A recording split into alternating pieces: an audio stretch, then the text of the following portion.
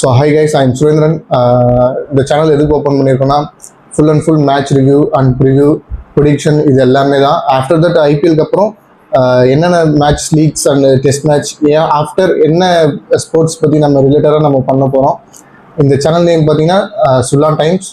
இன்னைக்கோட match என்னென்னா CSK வெஸ் பஞ்சாப் நம்ம சேப்பாக்கில் நடந்தது இல்லையா, இப்போ நடந்தது. இதோட match full and full review தான் பார்க்க போகிறோம். என்னன்னா ஃபஸ்ட்டு டாஸ் வின் பண்ணது இவர் ஷேயஸ் வின் பண்ணி என்ன பண்ணா, பவுலிங் எடுத்துட்டான். பவுலிங் எடுத்ததுக்கு அந்த பிச் என்னன்னா, பிச்சு ஃப்ளாட் ட்ராக், அதாவது ஃப்ளாட் ட்ராக். அது ஒரு ஒரு ஒரு ஒரு எப்படின்னா ஒரு ரோட்டில் ஆடுற மாதிரி ஒரு சேப்பாக் பிச்சை மாற்றிட்டாங்க. அதில் அவங்க உஷாராக ஷேயஸ் என்ன பண்ணிட்டான், பவுலிங் எடுத்துக்கிட்டான். சரி, பேட்டிங் நீங்கள் ஆடுறீங்க சிஎஸ்கேல என்ன ப்ராப்ளம்னா, எல்லாமே ப்ராப்ளம் தான். அது தனித்தனி முறையாக நம்ம பண்ண முடியாது. இப்போ ஃபஸ்ட்டு பேட்டிங் ஆட வரீங்க. உங்களோட ஓப்பனிங் பேர் யார்? ருத்ராஜும் சஞ்சு சாம்சனும். ஆல்ரெடி நீங்கள் ஃபெயிலியர் ஆகிட்டு தான் இருக்கீங்க. நீங்கள் இதுக்கப்புறமும் இந்த மேட்ச் கண்டினியூ பண்ணீங்கன்னா கண்டிப்பாக ஃபெயிலியர் ஆகுவீங்க. அதை நான் எழுதி தரேன். ஏன்னா உங்களுக்கு எதுக்கு ஆயுஷ் மாத்திரைன்னு கேட்குறேன். ஏன்னா ஆயுஷ் மாத்திரைன்றவன் வந்து ஒன் டவுனு, சஞ்சு சாம்சனாலும் ஒன் டவுன் ஆட முடியும், ருத்துவாலையும் ஒன் டவுன் ஆட முடியும் இல்லையா? அப்புறம் நீங்கள் ஆயுஷ் மாத்திரை ஒன் டவுன் ஆடுறீங்க? பவர் பிளே எல்லாம் முடிஞ்சதுக்கப்புறம், இல்லை power play mid power play இல்லை லாஸ்ட்டில் வந்து அவன் மிடில் ஒரு ரொட்டேட் பண்ண முடியாமல் அவன் ஸ்ட்ரகிள் ஆகிட்டு இருக்கான் இல்லையா? நான் என்ன சொல்கிறேன், ஃபஸ்ட்டு ஓப்பனிங்கை வந்து பார்ட்னர்ஷிப்பை மாற்றுங்க. ஓப்பனிங் காம்போவே சரியில்லை ஒன்று. ரெண்டாவது அந்த சஞ்சு சாம்சனு 16 கோடி கொடுத்து நம்ம ட்ரேடில் எடுத்திருக்கோம் இல்லையா? ட்ரேடில் எடுத்து என்ன பண்ணார், ஒரு மீன் கூட பார்த்தேன். என்னென்னா, ஃபஸ்ட்டு 3 மேட்ச் மட்டும் தான் சஞ்சு ஆடுவான், அதுக்கப்புறம் ஆட மாட்டான் அப்படின்ட்டு. அந்த 3 மேட்ச் வேர்ல்டு கப்லேயே ஆட்டான், இதுக்கப்புறம் ஆட மாட்டான்ற மாதிரி அதுக்கேற்ற மாதிரி தான் பண்ணிட்டு இருக்கான். ஒரு பேட்டிங் வரீங்க, 2 பேர் பேட்டிங் வரீங்க, உங்கள் ஹோம் கிரவுண்டு, உங்களுக்கான சப்போர்ட் பண்ணுற ஆடியன்ஸ் இருக்காங்க, பயப்படுறானுங்க, 2 பேருமே பயப்படுறானுங்க.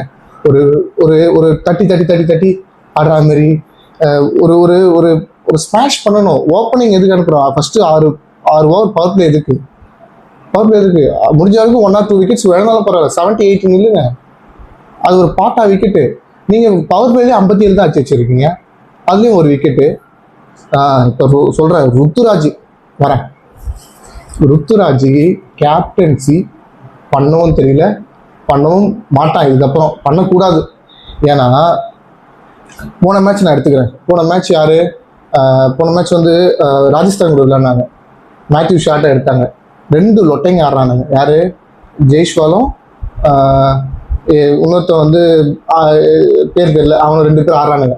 2 பேர் ஆடும்போது நீ என்ன பண்ணணும், ஆஃப் ஸ்பின்னர் உங்ககிட்ட இருக்கான் சரியா? ஆஃப் ஸ்பின்னர் கிட்ட போகணுமா போகக்கூடாதா?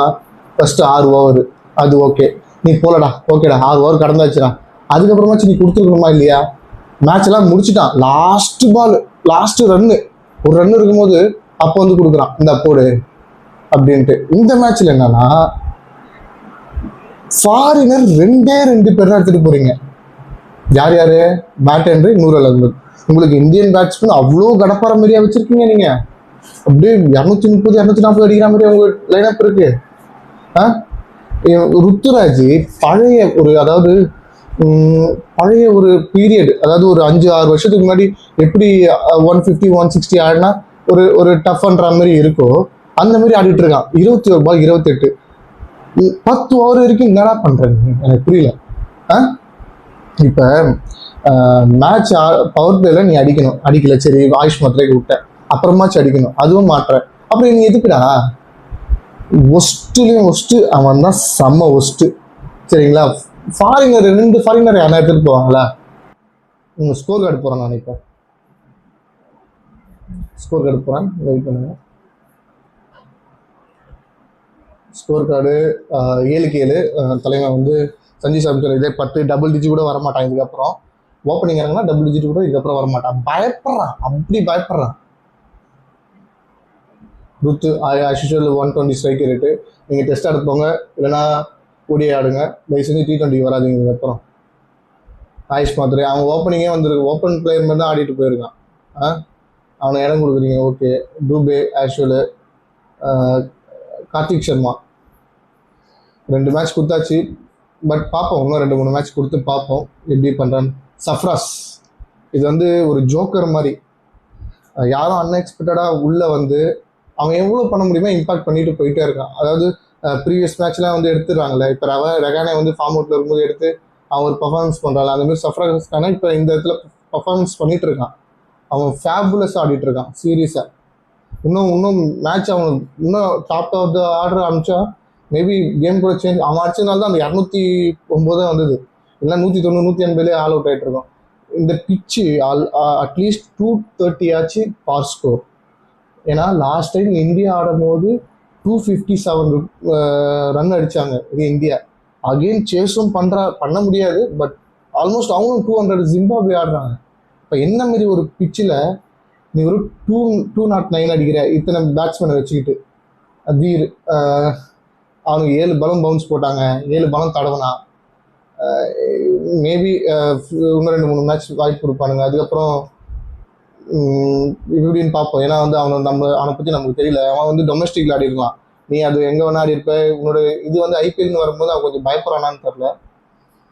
அப்புறம் இவனுங்களோட பஞ்சாப் அவனுங்க சூப்பரானானுங்க. என்னோட வேலை என்ன, பவர் பிளே அதை முடிச்சுட்டு பிரியன்ஸ் ஆரியா 10 பாலுக்கு 40 ரன் மேட்ச் அங்கேயே கழட்டி கொடுத்துட்டான்.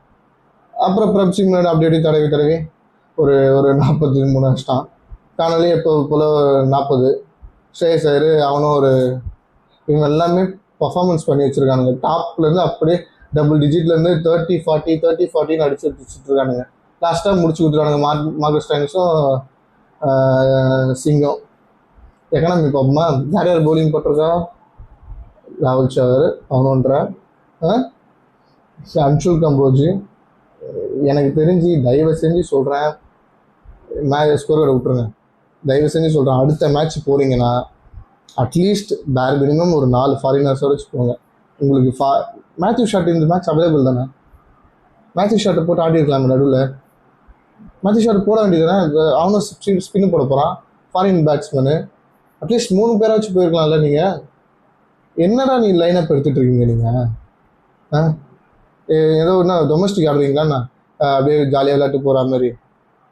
உங்களை நம்பி எதுவுமே பண்ண முடியாது போல, யார்கிட்டையும் எதுவும் பண்ண மாட்டாங்க போல. எல்லாமே ஃபேன்ஸ் எல்லாமே அவ்வளோ டிசப்பாயின்மெண்ட்டில் இருக்கானுங்க. இதேமாரி கண்டினியூவாக நடந்தா சிஎஸ்கே, அதாவது இன்னொரு மீம் பார்த்தேன், கேகேஆர் 2 மேட்ச் தோத்து உங்களோட மேலே தான்டா இருக்கானுங்க அப்படின்ற மாதிரி. அப்பயும் 2 மேட்ச் தோத்தும் சிஎஸ்கே அடியில் தான் இருக்குது இல்லையா? ஹோம் கிரவுண்ட்லேயே அடி வாங்குறீங்க. நான் இப்பயும் சொல்கிறேன், சேப்பாக்கில் 250 நீங்கள் அட்லீஸ்ட் 230 ஆச்சு அடிக்கணும்.